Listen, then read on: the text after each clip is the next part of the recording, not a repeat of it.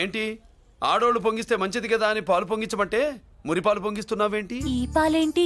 నువ్వు మూడు ముళ్ళేస్తే పక్కలోకే పాలు తీసుకొస్తా. ఓమ్మో, ఈ క్యారెక్టర్ కి ఫర్ లాంగ్ దూరంలో ఉండడం చాలా మంచిది.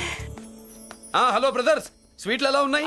అదిరిందండి, ఒక్కొక్కడు 4 లైక్ చేస్తాం. మీకు ఈ స్వీట్స్ ఎందుకు తినిపిస్తున్నానో తెలుసా? ఎందుకేంటి ఇంట్లో అడుగు పెట్టావు కదా. కాదు, రేపు మా చెల్లెలు కాలనీలోకి వచ్చి ఇంట్లో అడుగు పెట్టాక అడుగుకి ఎవరైనా ఇలా చూసుకోవాలి. ఇందులో తేడాలు వచ్చాయో నాడాలు ఊడిపోతాయి.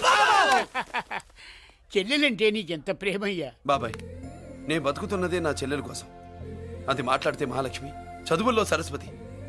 నేనంటే దానికి ఎంత ప్రేమో నాకు చెప్పకుండా అది ఏనాడు ఏ పని చెయ్యదు బాబాయ్. నాకు తెలియకుండా ఏనాడు గడప దాటి ఎరగదు.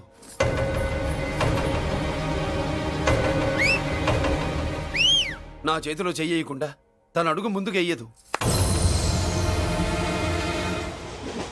అదండి నా చెల్లి. నా చెల్లి గురించి నేను చెప్పుకోవడం బాగోదు కానీ అసలు నా చెల్లంటే పండెక్కిన దగ్గర నుంచి చెల్లి చెల్లి అని చెవులు చిల్లులు పడేట్టుగా చెప్తున్నావు. అసలు ఒక రోజు ఈ రోజుకు మమ్మల్ని వదిలేయండి. ఏంటి వదిలేది? అసలు నా చెల్లి. మా అన్నయ్య సంగతి నీకు పూర్తిగా తెలీదు. తెలిస్తే చంపేస్తాడు. ఏదో మీ అన్నయ్య పక్క ట్రైన్ లో చాగినట్టు.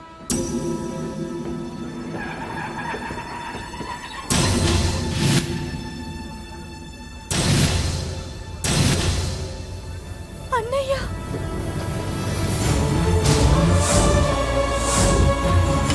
సుమతి, రా వెళ్దాం.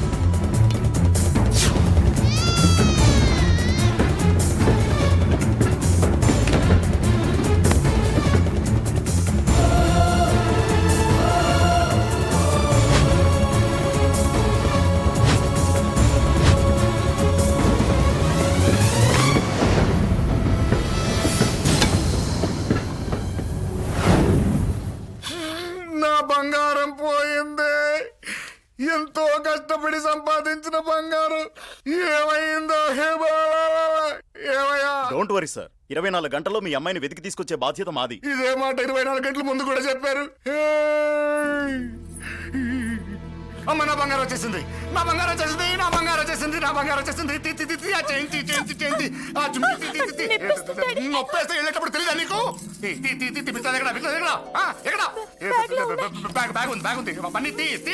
బంగారం అంటే ఒరిజినల్ బంగారమా? ఇంకా కూతురు కోసం దిగులు పడ్డాడు అనుకున్నామే. బంగారం పుల్ల కింద పడితేనే టెన్షన్ అవుతా, ఇంకా పిల్ల బంగారంతో పారిపోతే టెన్షన్ అవునా? ఏమే, లేచిపోవాలనుకుంటే ఏదైనా దిక్మాల నోడితే లేచిపో. అలాంటిది నా బంగారం తీసుకెళ్ళి. చేసిన తప్పుకి తను బాధపడుతుంది. ఈసారికి క్షమించండి. చూడమ్మా, ప్రేమించడం తప్పు కాదు. ఆ మాట పెద్దవాళ్ళకి చెప్పకపోవడం తప్పు. మీ పెద్దవాళ్ళ మనసు బంగారం, కోట్లు పెట్టినా కొనలేని బంగారం. మనుషుల్ని అర్థం చేసుకోవడంలో ఈ ఇంట్లో వాళ్ళకున్నంత గొప్ప హృదయం ఎవరికి ఉండదమ్మా. ఏమయ్యా, ఇంతమంది పోలీసులున్నా మాకే దొరకలేదు. ఈ అమ్మాయి నీకెలా దొరికింది? అయినా ఈ అమ్మాయి ఈ ఇంటమ్మాయి అని నీకెలా తెలుసు? ఒకప్పుడు ఇంటికి నేను ఒక ఆపలాకుకలా పనిచేశానండి. ఆ విశ్వాసంతో అమ్మాయిని తీసుకొచ్చాను. ఈ ఇంటికి నాకు ఉన్న సంబంధం ఏంటో పెద్ద ఆయనకు తెలుసు. ఇదిగా నా బంగారం గట్టిది కాబట్టి మళ్ళీ నా దగ్గరికే వచ్చింది. ఏదో నా వల్లే వచ్చిందని కబుర్లు చెప్తే ఎవడు ఇక్కడ సెటిల్ అవ్వాల్సిన అవసరం లేదు. వస్తానండి.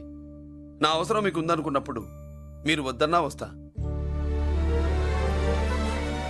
మురళి, ఏంటి పిలుస్తున్నావా? వంతు నొక్కుతా. శోభనం అప్పుడు ఇలాంటి డ్రెస్ వేసుకొస్తాడమ్మా. సరేనండి, ఎప్పుడు ఒకే ఫ్యాషన్ లాగా ఒకే పాత డ్రెస్ వేసుకోకూడదు. మన ఇద్దరు కలిసి కొంచెం వెరైటీగా ఉండాలి. ఏంటి